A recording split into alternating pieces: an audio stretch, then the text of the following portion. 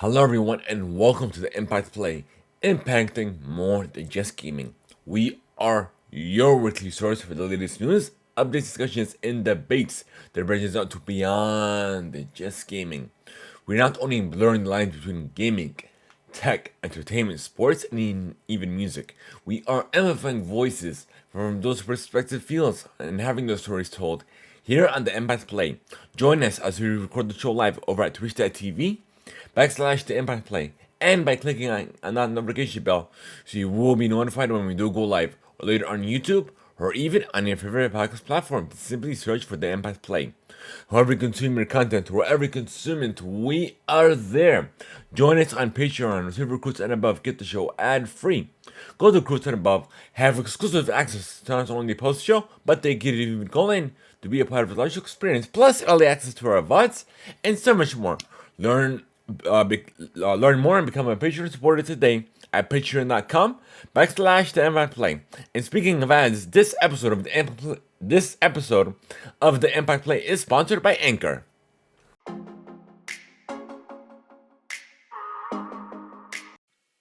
If you haven't heard about Anchor, you're definitely missing out. Give it a try. It's free and simple. Plus, you've got nothing to lose.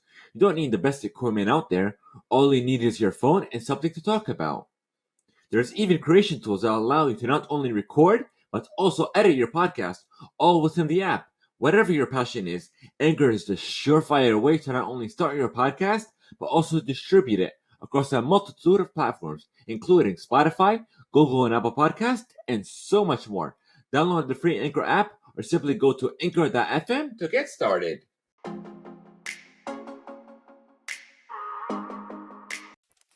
I'm Rishos Muhammad, otherwise known as Itzigu. This is the first episode of the new year of 2022, episode 131. We are an Epic partner, so with every purchase you make within the Epic ecosystem, when you use our creator code, the Impact Play, we will get a commission to help support and further elevate the show and take us to more heights and no extra cost to you. So again, use our creator code, the Impact Play, all one word, and it is not case sensitive. It's just one of the many ways you can go out of your way to support the Impact Play. On the agenda, we have Square Enix maybe taking a gander into NFTs. Cobra Kai arrives in Fortnite. Riot Games agrees to a settlement of $100 million. Tesla finally issues an update to prevent games from being played while driving. The end of an era. Classic Blackberry devices will not be getting any more support beginning January 4th. New looks for the Batman, Peacemaker, and more. Betty White dies at the age of 99. John Madden has passed away. WWE reveals Tony Storm has been released. Cardi B's second collaboration with Fortnite. David Lee cancels 2 of his farewell shows. Miley Cyrus's new single plus the top stories of the week. So welcome to our very first segment of the show, where we discuss what we have been playing, what we have been up to, and essentially what we have been enjoying. So without further ado, let's get into it. I've been dabbling with Rocket League on and off lately. It hasn't been consistent, but I've been having a blast. And Rocket League Sideswipe, I play it every now and then, but I'm always having a blast playing Rocket League no matter what form. Destiny 2, I did get back into it. If you guys were unable to join us, I believe on last week's stream, where I played a good amount of Destiny 2, which I'm definitely having a blast with it as well. But in regards to shows, TV, movies, and all that stuff, I haven't been to the movie theater in a while. I'm planning on hopefully going within the next week or so.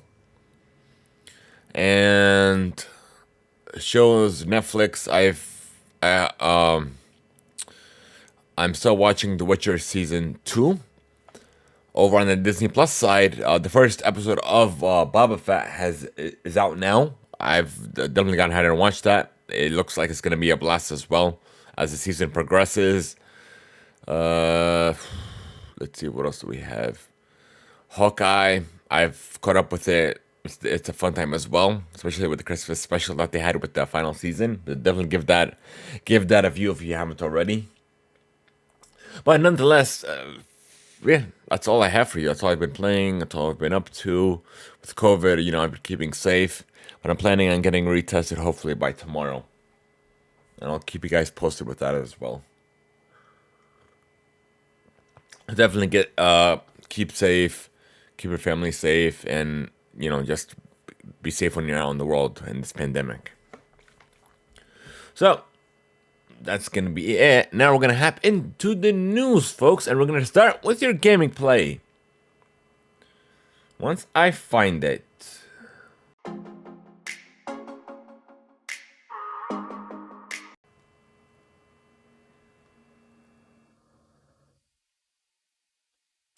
Found it. Now we're gonna start with this first one. Riot Games has agreed to pay $100 million in settlement of a class action gender discrimination lawsuit. This is coming over from the Washington Post. League of Legends publisher Riot Games announced Monday that it is settling a 2018 gender-based discrimination class action lawsuit with California state agencies and current and former women employees for $100 million. The company will pay $80 million to members of the class action suit and approximately $20 million towards plaintiffs' legal fees. The Los Angeles lawsuit was filed back in November of 2018 by now former employees Melanie McCrane and Jess Negrin, alleging gender discrimination as well as sexual harassment and misconduct at Riot Games. The suit was followed by 2 inquiries led by California state agencies. The suit came after gaming news site Kotaku published an expose about the culture of sexism at Riot Games, which manifested itself in workplace behaviors ranging from unwanted advances and harassment to hiring and promotion processes that passed over female candidates for being insufficient into gaming and in quote league. So this is a great day for the women of Riot Games and for women of all video game and tech companies who deserve a workplace that is free of harassment and discrimination. And I second this as well. So our community is open to anybody, no matter what gender or any of that stuff as well. But treat everybody with respect, and our community has no place for negativity, no place for hate of any kind. So I just wanted to get that out there once again. But yeah, it's a great news for the winners of this lawsuit. Hopefully, Riot Games does change as well.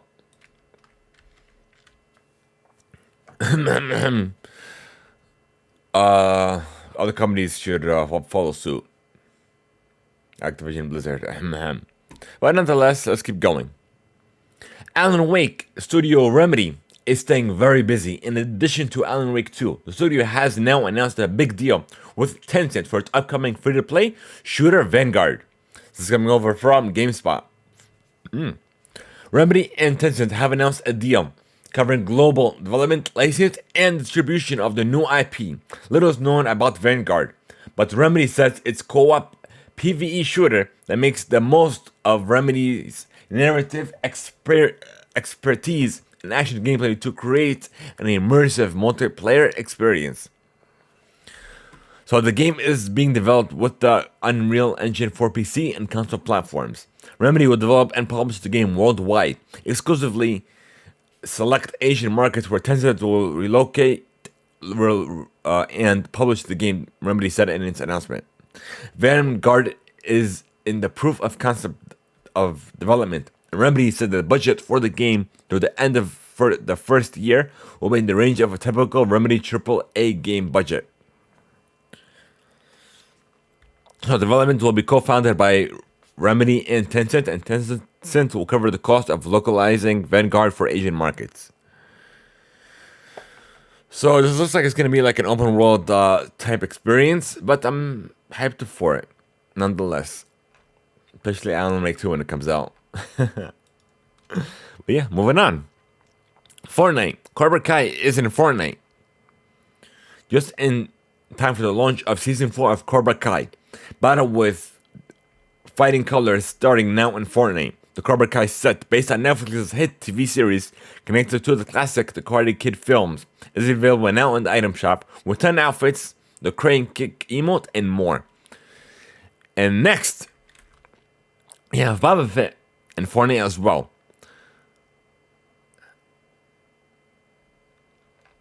So that came from Epic Games and GameSpot, respectively. Moving on. It looks like Rare's classic James Bond game, GoldenEye 007, might be headed to Xbox.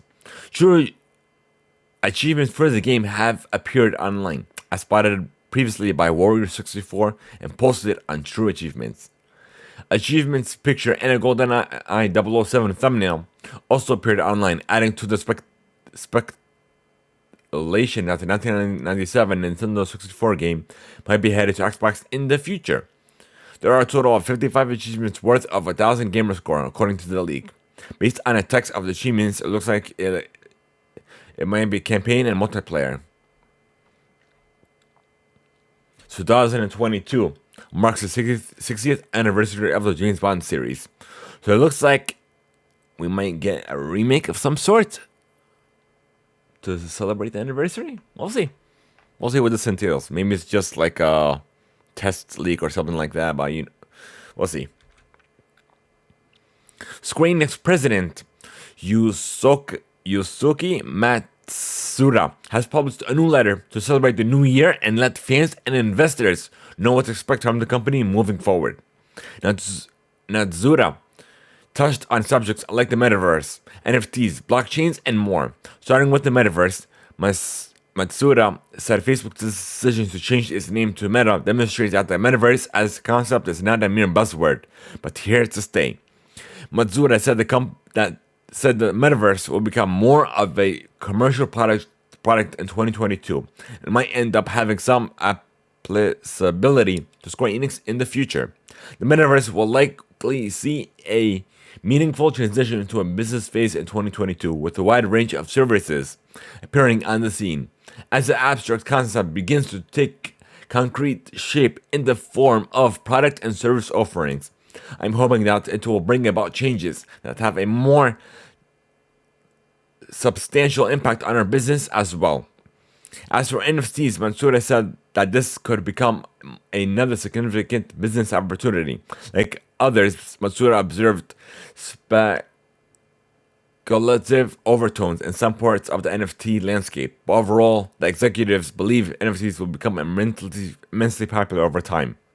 We do observe examples here and there of overheating trading in NFT-based digital goods with somewhat speculative overtones regardless of the observed value of the content provided.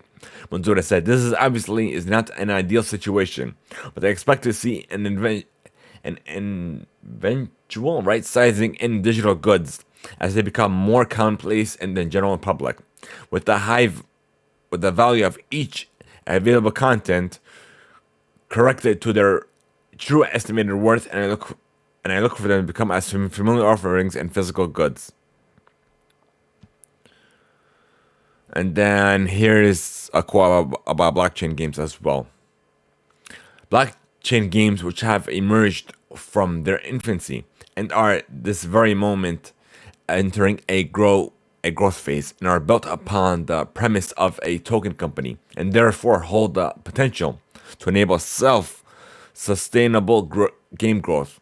Matsuda said the driver that most enables much self-sustaining game growth is diversity, both in how people engage with interactive content like games and their motivations for doing so. Advances in token economies likely add further momentum to this trend of diversification. I see the play to earn concept that has people so excited as prime examples of this.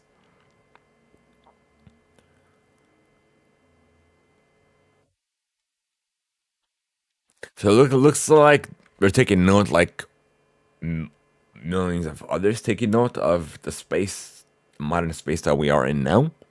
But that's all it is. It's not like a confirmation or some form of announcement that NFTs or the metaverse or blockchain based games will be coming from Square Enix or involving Square Enix of some way. It's just the CEO taking note of trends. That's essentially all it is. And lastly, car manufacturer Tesla has agreed to roll out an update to stop people playing games on the car's central touchscreen console, following pressure from safety regulators in the US. This is coming over from GamesIndustry.biz. The passenger play feature currently lets anyone in the vehicle play various video games even when the car is in motion, but a new update will limit the function so that it'll only play when the vehicle isn't moving.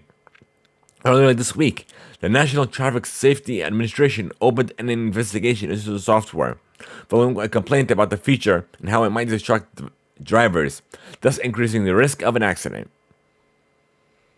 So it's good that they've released an update a lot sooner than expected.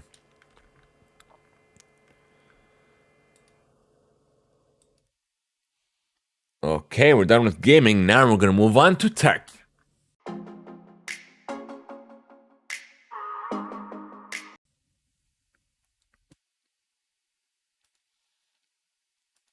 The end of an era. Blackberry phones have declared dead many times over since falling from the height of their popularity more than a decade ago. By next month, starting January 4th, phones running Blackberry 10 and Blackberry 7.1 software or earlier will no longer reliably function on carrier networks or over Wi-Fi, the company said in a support FAQ. This means that the phones will no longer be able to use data, make phone calls, send text messages, or even make 911 emergency calls. To be clear, the BlackBerry phones impacted are old. BlackBerry 10, the latest version of the mobile OS released by RIM, came out in 2013. RIM discontinued its BlackBerry line back in 2016 and shifted its focus to security software under the name BlackBerry Limited.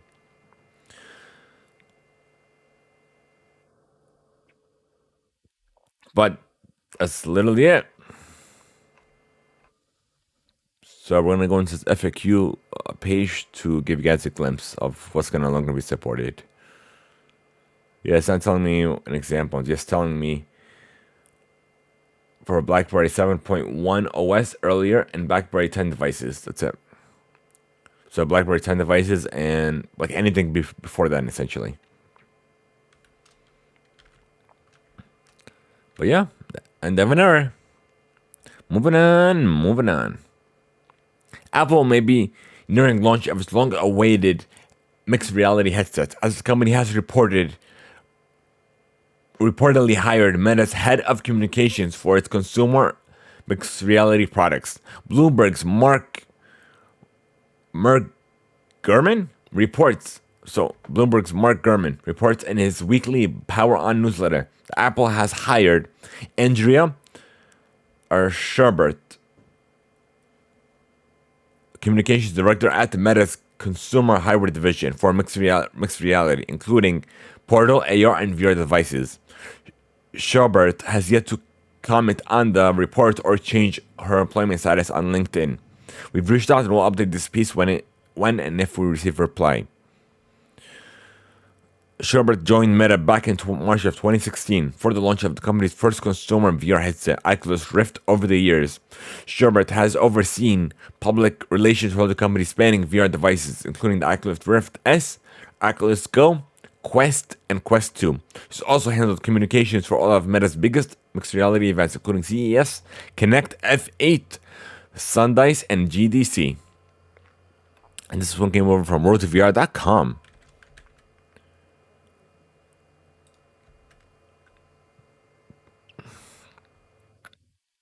Next one. Back in September, Microsoft confirmed to media that it is working on bringing Android 11 to the Surface Duo version 1 consumers before the end of 2021. The news came after the company had already said it planned to ship Android 11 to the Surface Duo when in the summer of 2021. Unfortunately, as 2022 begins, Microsoft still hasn't delivered this crucial update. This has left a sour taste in the lot of Duo users' mouths, and rightly so. Microsoft, for whatever reason, has somehow managed to trip up every hurdle when it comes to supporting the Surface Duo so far. Keep in mind the Surface Duo version 1 hasn't received any bug fixes since July, likely because resources were shifted over to finalize the Android 11 update instead. So that's essentially that's what they said why that they've been holding out. But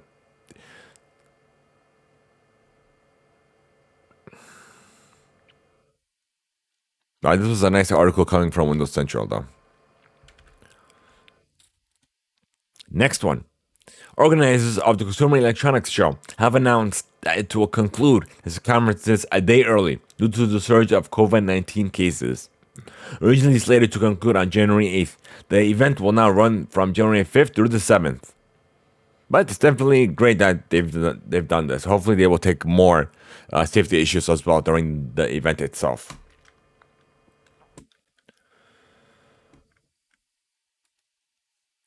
So we're done with tech. We're moving on to entertainment.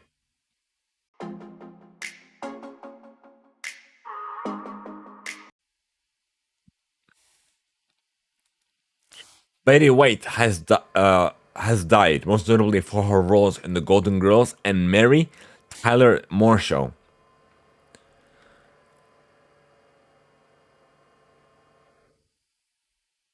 So may she rest in peace.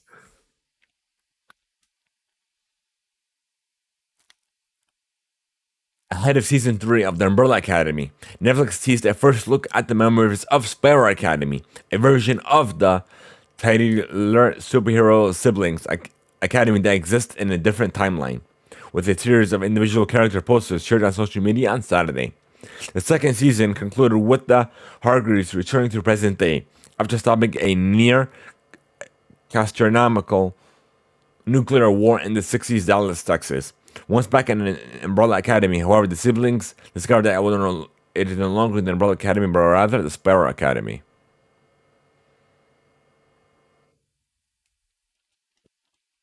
Okay.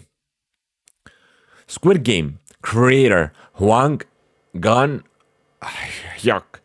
Sorry if I botched that, but let's see. Has confirmed that he's already talking to Netflix about a second and third season of the hit Korean TV show. During an interview with Korean broadcaster KBS, the 50-year-old South Korean filmmaker revealed that Squid Games will likely be back. I'm in talks with Netflix over season 2 as well as season 3, he said. It will come to a conclusion anytime soon. But it's not a huge surprise because how well the series did.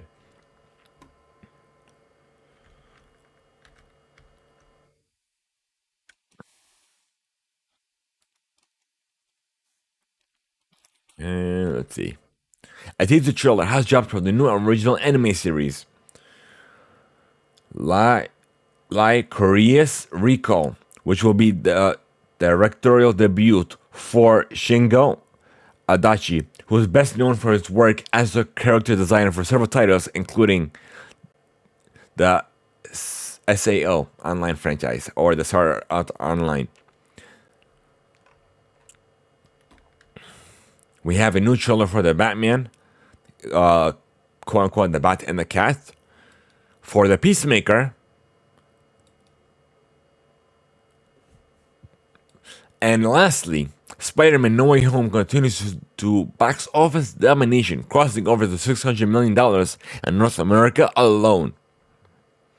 And thank you, Variety, for that update. Like, it's doing extremely well. I'm not planning on seeing it anytime soon because the crowd's going to be crazy, especially in the new year. So I'll probably see it maybe sometime towards the end of January.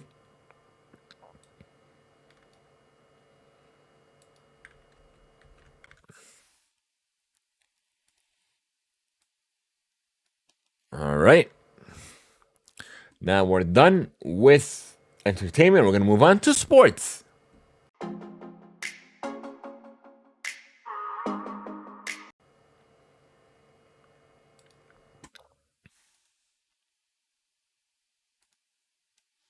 John Madden has sadly passed away at the age at Tuesday morning at the age of 85.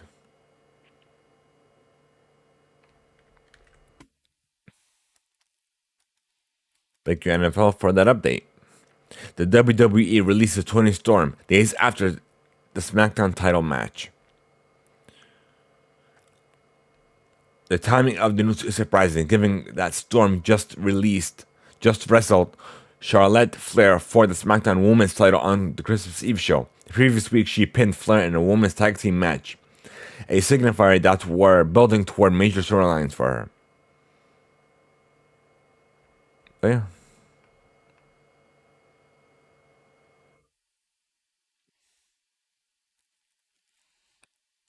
Alright, speaking of WWE, here are your WWE Day 1 results. So Brock Lesnar was set to challenge Roman Reigns for the University Championship, but as has been the case for much over the past 2 years, COVID-19 changes things in a hurry, and a positive test for Reigns circuited the match. Lesnar was instead placed into the multi-weight WWE Championship match, which was a whirlwind of wild moves that allowed all 5 participants to shine in a very short window. Despite being the last minute add to the match, Lesnar walked out of the State Farm Arena in Atlanta as the new WWE Champion to end the night at Day 1. It was the only title change of the night, but it was an exclamational point on a card that produced good matches from top to bottom, as well as the return of WWE Hall of Famer Beth Phoenix. Beyond the last minute nature of the main event match, the result was shocking because of how sudden it was. From the instant the bell rang, it was pedal to the floor from start to finish. Lesnar headed out a plentiful bounty of German suplexes to both Seth Rollins and Kevin Owens. Owens saved Rollins from an F5, and then Big E charged with a huge clothesline, sending Lesnar out of the ring. After Bobby Lashley cut in and slammed Big E into the ring post, Lashley lined up Lesnar and smeared him through the barricade. Rollins and Owens, largely recovered, started working in tandem. They double super kicked Lashley and then moved their attention back to Lesnar. Rollins hit Lesnar with a suicide dive, and Owens fell with a frog splash from the apron into Lesnar onto the floor. Lashley fought off a double suplex attempt through the contemporary table, but Big E ran in and hit a range through the set table. Lesnar absorbed even more damage as Owens and Rollins worked toward on a double DDT on the well-worn steel steps. As Owens pop-up powerbomb to Big E led to the first pinfall attempt of the match, but Big E kicked out the two. As senton flip for Owens was stifled when Big E got his knees up, but an immediate splash by Rollins got him a 2 count as well. Rollins lined up on a stomp on Big E, but threw himself directly into an F5 from Lesnar instead. Big E and Owens received an F5 as well. Lashley spared Lesnar for a second time, though, and then slapped a hurt lock on Lesnar. Big E broke it up, connected on a big ending on Lashley. Big E then tried the same for Lesnar, kicking his lips, but Lesnar fought his way out, turned the tide, and Big E with a second F5, winning himself the WWE Championship for the 6th time in his career.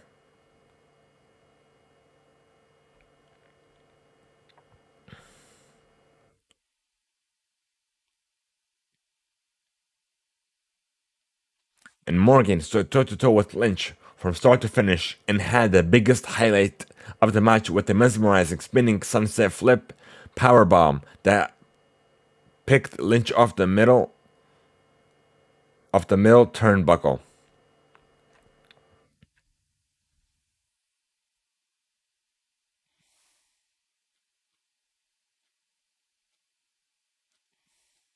And there was a lot of other matches as well, but those were the highlights of the day.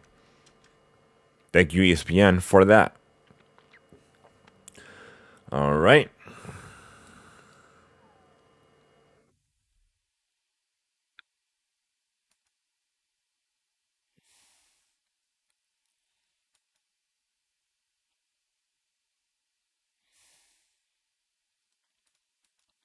The Cleveland Cavaliers have the Cavs have agreed to trade Denzel Valentine to the Los Angeles Lakers in exchange for Rajon Rondo. Sources tell told ESPN's Andrian Rajnoreski on Friday. The Lakers are expected to waive Valentine's partial guaranteed deal and create an open roster slot. Rondo is eager for the chance to play a bigger role with an ascending Cavs team in the absence of Ricky Rubio, sources say. He has been positive on the deal since it was presented to him as an option Thursday. Rubio also was lost for the season after suffering a torn ACL in his left knee on Tuesday. And he also has been in COVID-19 protocol since Sunday and will need to be cleared before joining the Cavs, who are in fifth place in the Eastern Conference and have been one of the NBA's most improved teams. And now we're gonna move on to music.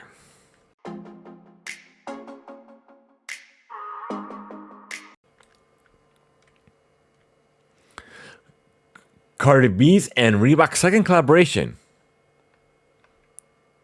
coming from Hyperbeast.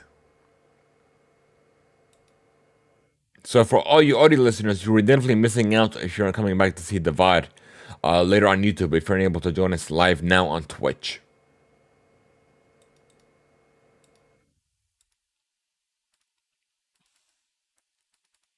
Okay.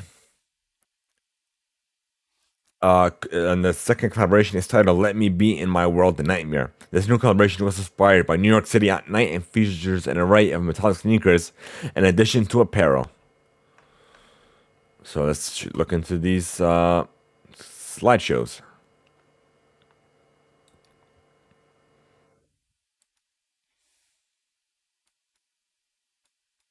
And let's see. Let's check on the Relax website as well.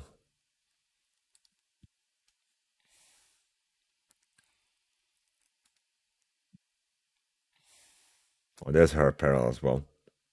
Crop top, some leggings, robes.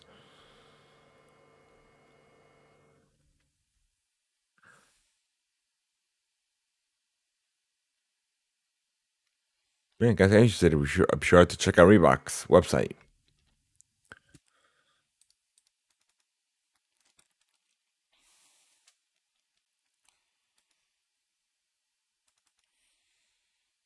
Afrochella is a music and experience. I'm sorry, let me zoom in. Afrochella is a music and experiential festival that takes place in Accra, Ghana, from December 26th to January 4th. The festival features a concert on December 20. Well, featured a concert on December 28th, headlined by Nigerian superstar Wizkid with other Afrobeat stars such as Stonebwoy, Ira Star, Koja Antwi, and Fireboy DBL. That also took the stage.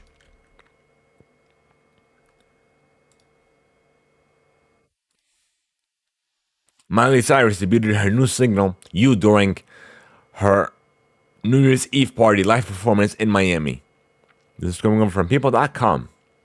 Miley Cyrus kicked off a new year with a banger. The new Time Grammy Award nominee 29 debuted her new single "You" on live television during Miley's New Year's Eve party, performing on stage from Miami, where she hosted the NBC special alongside Pete Davidson.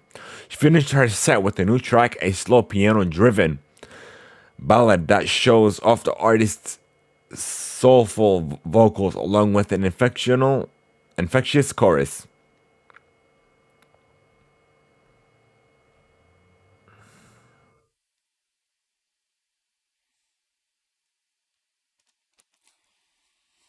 Kanye West also announced that he had a show on the same day.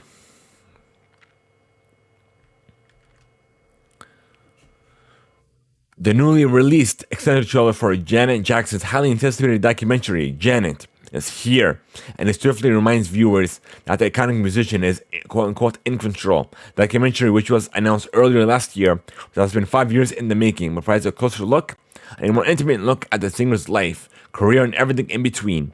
Thankfully, fans don't have long to wait. It'll be released on. It'll be a 2-night event that will debut on January 28th, 2022 at 8 p.m. Eastern on Lifetime and A&E. I expect it to come on Netflix. Hopefully it'll come on Netflix later on a later date. Okay. Charlie XCX gave fans a tiny peek of her upcoming collab with Rina Sawayama on Monday, December 27th, in a 20-second TikTok video explaining that she was going to run down a bit of Rihanna's verse on the as yet untitled song. Charlotte stared into the camera as the upbeat dance track pumped up the speakers. And gave Billboard for that. Another delay coming out from the unfortunate events following Travis Scott's Afro World. Now, his Dior collab has been put on hold as well. And lastly, we have a nice article coming from Billboard. Happy New Year. Music stars begin to usher in 2022 with messages on social media on New Year's Eve. Carrie Musgraves had an excellent suggestion on Twitter for those hoping for a better year ahead. PSA, if you listen to Rainbow at precisely 11:56:39 on New Year's Eve, you'll be starting off 2022 hearing it all right. She noted a tweet on December 31st. Do with this what you will. Meanwhile, no many fans were in for an end-of-year treat. The singer's name trended after she posted a video snippet that seems to play a few seconds of a new song, captioning it with Dear 2022, implying that there's more jumping in the new year. Christina Aguilera looked back at the highlights of 2021 and definitely looking forward to 2022.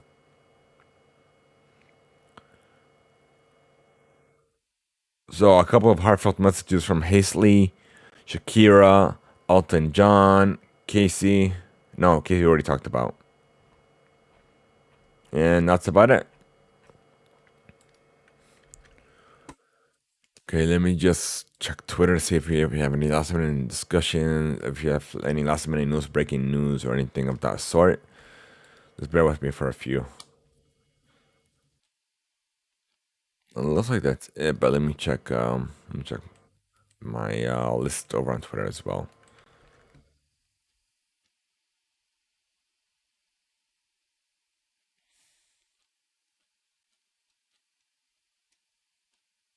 Nope. Let's see. Happy birthday to Jisoo. The Blackpink member is celebrating her 27th birthday. And it looks like that's about it, folks. So we're going to move on to the reading mail. Guys, if you're interested in something that's free reading mail, here's how you can contact us.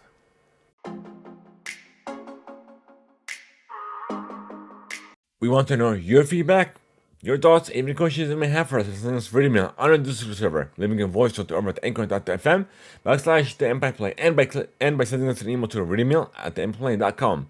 Who knows, we even be featured on a future episode or even a special reading mail segment of the show. So before we end this, we forgot to mention one more article for you guys. David Lee Roth cancels 2 of his farewell shows coming from iHeartRadio. According to the Las Vegas television station KTNV and by iHeartRadio, a press release was sent out to informing local outlets that the show had been canceled.